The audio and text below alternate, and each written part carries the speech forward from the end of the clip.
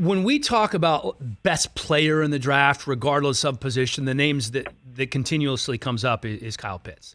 We may not have seen somebody like this at the tight end position who's as smooth as he is. I was watching one of your breakdowns on Twitter. He did this little pivot route, and he created about 10 yards of separation with a corner on a pivot route. It was unbelievable. Who is a comp, if you can think of anybody from the past or currently is playing for Kyle Pitts? Is there one? I mean, you might have to go back to like Kyle Winslow, or just Kellen Winslow. Sure. Back with the Chargers. I mean, a player that is a true flex tight end, but can run like nobody else's business right now. I mean, he's Travis Kelce, but with he's just bigger, faster, and more athletic. But that's who he reminds you of. And let's face it, most offenses that are really good right now have some level of flex tight end that they can just move around, match up. I mean, Patrick Surtain couldn't stay in front of him. J.C. Horn couldn't stay in front of him in the SEC. He could either run by you or low post you or, separate from you on a pivot route like you described. I mean, really, there's no position that you could put him in. It's just really up to the creative genius of whatever coordinator you have right now. Darren Waller has become that guy, but even Darren Waller can't run routes.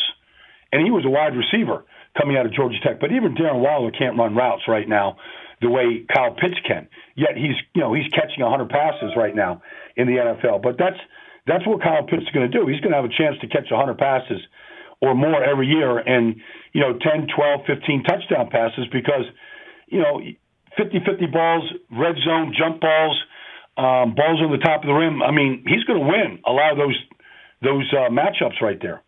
So if you're Arthur Smith, you're a first-time head coach, you're in Atlanta, it's a football town.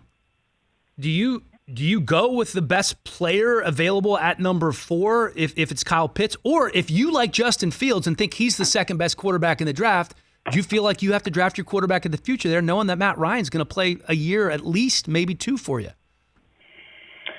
I've heard people say, Dan, I know you have too, that it's better to get your quarterback too early than too late.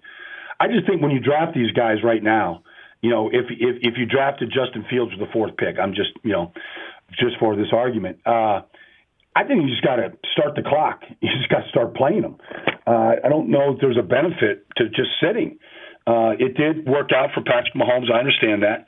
It's rare, but, what if Justin Herbert sat all year last year and didn't play and played behind Tyrod Taylor? We wouldn't know what he became. I just think you got to play these guys. But, look, if I think Arthur Blank is going to have a lot to say about the pick. I know there's a new general manager in town, new head coach, but Arthur Blank wants to put fans inside the Mercedes-Benz Dome in Atlanta. If he thinks Justin Fields can help him do that, then I think that might be a good, smart pick. But if you believe that Matt Ryan's got 3 good years left in him right now, Dan, go get Kyle Pitts along with Julio Jones and Calvin Ridley and Hayden Hurst, and go put a dynamic offense on the field and go score 30 points a game. And fans will show up on Sundays in Atlanta. Yeah, that's kind of where I am right now, Baldy. I just try to look at it as if I were Arthur Smith and I'm trying to win football games, and the last thing I want to do is start a rookie quarterback and win 5 or 6 games my first year. That just scares the life out of me because all of a sudden you're on the clock, right? As a head coach. Hey, you watched all the way to the end. Thanks for that. Watch more right here.